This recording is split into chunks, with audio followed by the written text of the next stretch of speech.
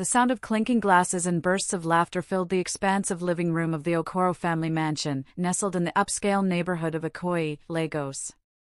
Chandeliers glittered above like frozen raindrops, casting a warm golden hue over the gathering of powerful men and women dressed in their finest evening attire.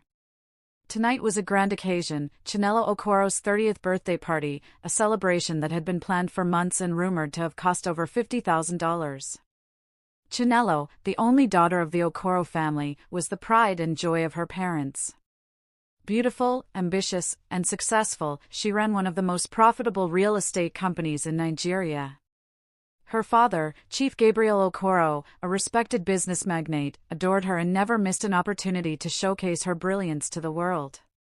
But amidst the sea of smiles and laughter, there stood a lone figure at the far corner of the hall, clutching a glass of juice instead of champagne. His suit was a little worn at the edges, his shoes slightly scuffed, a stark contrast to the designer outfits flaunted by the other guests. Obinna Okoro, Chinelo's older brother, was almost invisible to everyone there, and perhaps that was exactly how they wanted it. As the night progressed, the atmosphere grew livelier. The DJ's beats thumped against the walls while waiters glided across the room serving delicacies and drinks. When it was time for speeches, Chief Gabriel stepped up to the stage, beaming with pride as he raised his glass. "Ladies and gentlemen, tonight we celebrate my beloved daughter, Chinelo," he began, his deep voice commanding silence. "She has been a light in our family, a beacon of success and excellence. Everything she touches turns to gold." The crowd erupted in cheers, some even chanting Chinelo's name. Chief Gabriel's gaze swept briefly over to Obinna before he continued, his tone shifting slightly. "And as for my son," he paused, almost as though the words weighed too heavily on his tongue. "Well, let's just say, we thank God for his life." A ripple of laughter passed through the crowd. Obinna's face flushed, his grip tightening on his glass. His chest constricted as he tried to maintain his composure. It wasn't the first time he'd been subtly humiliated by his father in public, but tonight felt different, sharper, more painful. Chinelo rose gracefully to speak next. She looked stunning in a glittering silver gown, her hair styled to perfection. "Thank you, Daddy," she said sweetly before turning to the crowd. "And thank you all for being here to celebrate me tonight. I couldn't have achieved everything without the support of my family, friends, and of course, my incredible team." Her voice dripped with confidence, and the crowd applauded. Then she glanced toward Obinna, her smile tightening into something more venomous. "And to my dear brother, Obinna," she added, her tone mockingly light. "I hope you find your path someday. Maybe one day you'll surprise us all by actually doing something meaningful." The crowd burst into laughter, and Obinna felt as if the floor beneath him had vanished. His ears rang as the humiliation washed over him like cold water. This wasn't just a casual jab, it was a public declaration that he was nothing. Before he could react, Chinelo waved her hand dismissively. "Oh, and by the way," she said, tilting her head toward the security guards by the entrance. "Please make sure Obinna leaves after this speech. This is a classy event, and we wouldn't want distractions." The words cut deep, each one a dagger to his dignity. The security guards approached him politely but firmly. "Sir, please come with us," one said, avoiding eye contact. Obinna's throat tightened. He wanted to shout, to defend himself, but no words came. He caught the pitying glance of his mother, who sat quietly beside Chief Gabriel, her lips pressed into a thin line. Even she didn't rise to defend him. As he was escorted through the hall, whispers followed him like a shadow. The useless son. The failure of the family. What a shame. Outside, the cool night air hit his face. He staggered to the curb, breathing heavily, tears threatening to spill.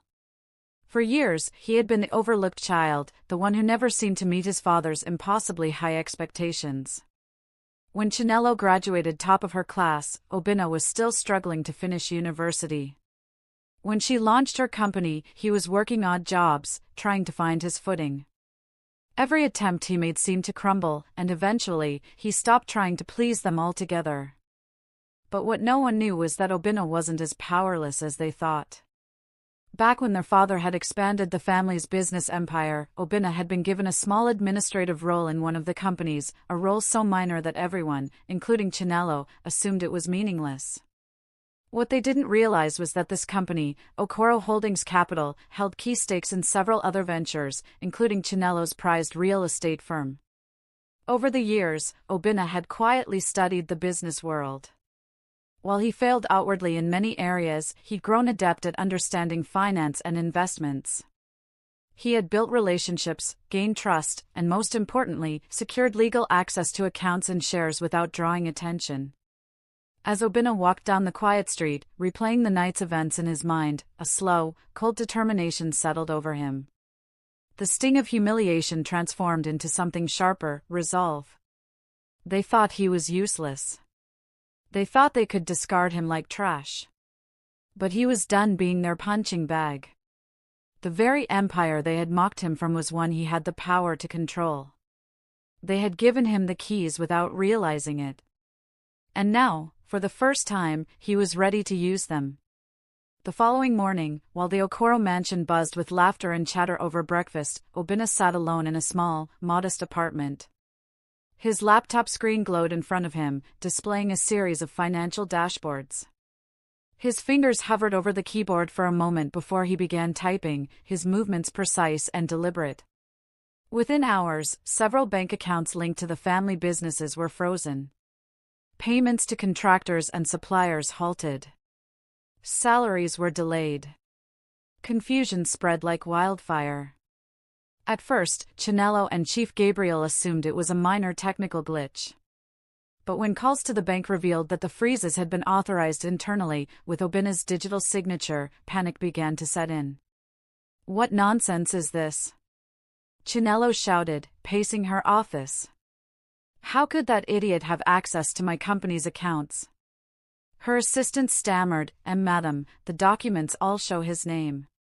Legally, he has full rights." Meanwhile, Obinna sat back in his chair, a grim smile tugging at his lips. But he wasn't done. The next step was bolder, selling off a $19 million stake in Chinelo's company to an international buyer, a move that would strip her of control. By noon, the deal was finalized. Back at the mansion, chaos erupted.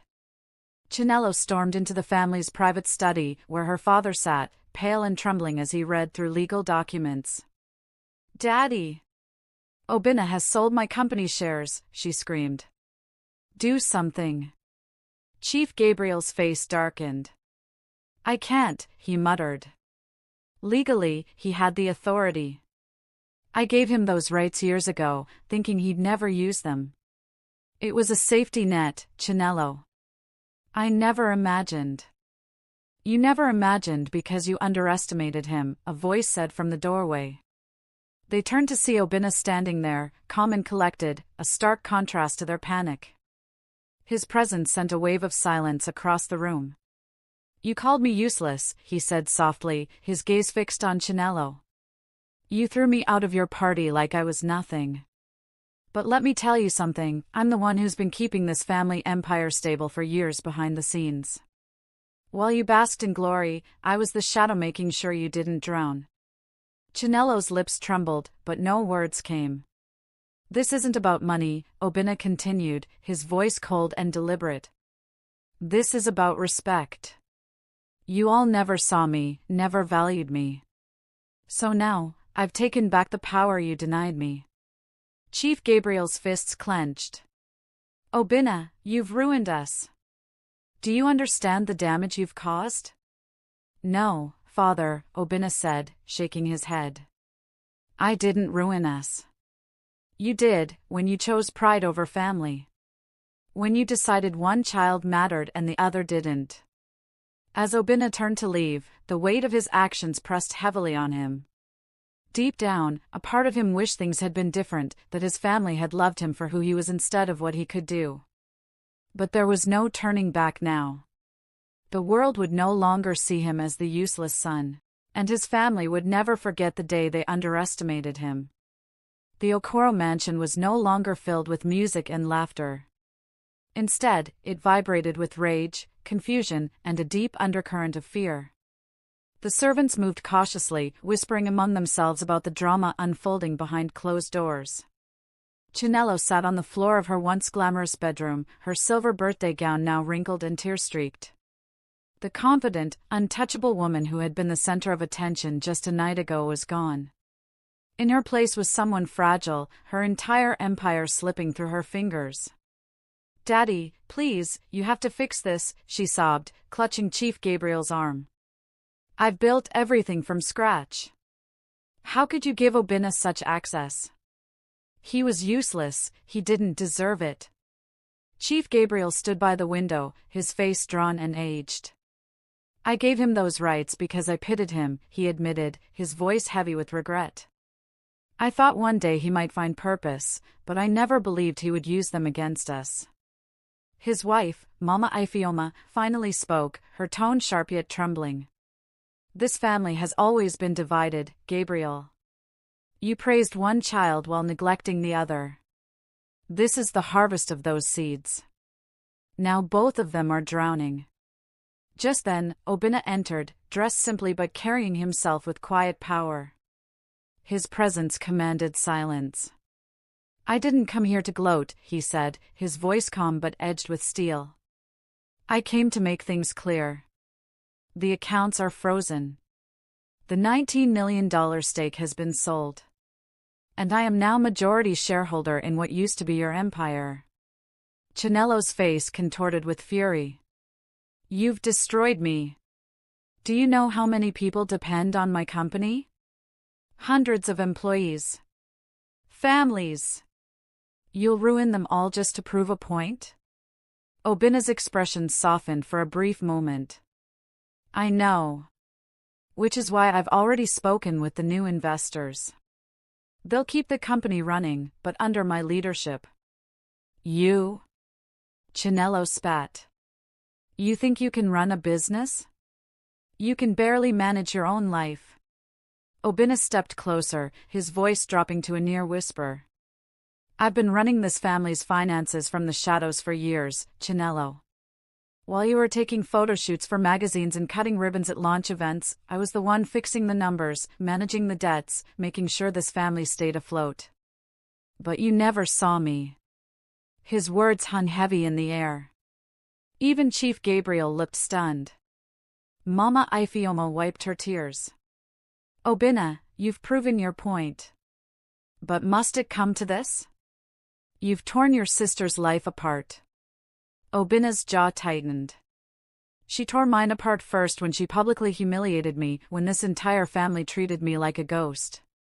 This isn't revenge. It's balance." News of the dramatic takeover spread quickly. By afternoon, social media was buzzing. Hashtags like #OkoroFamilyDrama and #UselessNoMore trended across Nigeria. Business analysts speculated about the future of the real estate empire, while gossip blogs feasted on every leaked detail. Chinelo's friends stopped answering her calls. Investors began withdrawing support. The glamorous world she had built crumbled around her like sand castles swept away by the tide. But Obinna wasn't celebrating. Alone in his apartment, he stared at his laptop, his heart heavy. The numbers on the screen proved his victory, but it felt hollow. He hadn't truly won, not when his family lay in ruins. He remembered the little boy he once was, desperate for his father's approval. That boy had dreamed of success, yes, but also of love. Now he had one without the other. For the first time, doubt crept into his mind. Had he gone too far? The sun dipped low over Lagos, casting a golden haze over the city. Inside the Okoro mansion, the atmosphere was suffocating. The grand home, once a symbol of wealth and unity, now felt like a battleground. Chief Gabriel sat alone in his study, staring blankly at a photo of his two children as toddlers. Their innocent smiles mocked him. He had raised them in a house filled with riches but starved them of something far more valuable, equal love and respect. Now, his choices had come full circle. The heavy oak door creaked open. Obinna stepped in quietly, his face weary. "Father," he said, his voice low. Chief Gabriel didn't look up. Why are you here, Obinna? To watch me break even more than you already have? Obinna's chest tightened, but he forced himself to stay calm. I didn't come to fight. I came because I don't want to lose my family completely. Gabriel finally raised his eyes, filled with sorrow and anger. You've destroyed your sister's life. She's hiding in her room, refusing to eat. The world is mocking her, and our name is in ruins. Obinna clenched his fists. And what about me? For years, I was treated like a failure, a burden. Do you know what it feels like to sit at the same table with your own family and feel like you don't exist? Gabriel flinched but said nothing. Obinna's voice cracked, raw with emotion. All I ever wanted was to be seen, to be respected. When Chinelo called me useless and had me thrown out of her party, that was the final straw. She didn't just humiliate me, she erased me. A long silence stretched between them. Finally, Gabriel spoke, his voice trembling. I see you now, Obinna. But tell me, at what cost? You've gained power, yes, but you've lost everything that truly matters. Later that evening, the family gathered in the living room. Chinelo sat curled on the sofa, her eyes red and puffy. She refused to look at her brother. Mama Ifeoma stood between them, her hands clasped tightly. Enough, Mama Ifeoma said, her voice steady. This family has been broken for too long. Tonight, we speak the truth. Chinelo finally raised her head, her voice hoarse. Obinna, you've ruined me. My friends are gone, my company is gone, and the world sees me as a fool. Was this your plan all along? To destroy me? Obinna swallowed hard. No. I never wanted to destroy you, Chinelo. I just wanted you to understand how it feels to be dismissed, to have everything you've worked for taken for granted. She stared at him, hatred and hurt mingling in her gaze. And now what? Are you happy? Obinna's shoulders slumped. No. I thought winning would heal me, but it hasn't. It only made the emptiness louder. Mama Ifeoma's eyes filled with tears. Then it's time to choose what matters more, power or family. The words hit Obinna like a thunderclap. Slowly, he nodded. The next day, a press conference was held. Cameras flashed as Obinna stepped up to the podium, his voice steady and clear. Today, I announce that I am returning full control of the company to my sister, Chinelo Okoro, he said. Gasps rippled through the crowd. This was never about money or power. It was about respect, for myself and for those who have been overlooked. My sister will rebuild, and I will step away. Chinelo, standing beside him, was visibly shaken. For the first time, she saw her brother not as a failure, but as a man of strength and dignity. That night, back at the mansion, Chinelo approached Obinna privately. I don't know how to forgive you, she admitted softly. But I understand you now. Obinna gave a small, sad smile. That's enough for me. As Obinna packed his few belongings to leave the mansion for good, he glanced around one last time. The house was the same, but everything inside had changed. He had learned the hard way that family isn't built on wealth or status, it's built on mutual respect. Without it, even the richest home will crumble. As he closed the door behind him, the moral of his journey echoed in his mind. Sometimes, the only way to prove your worth is to walk away, not to win, but to heal.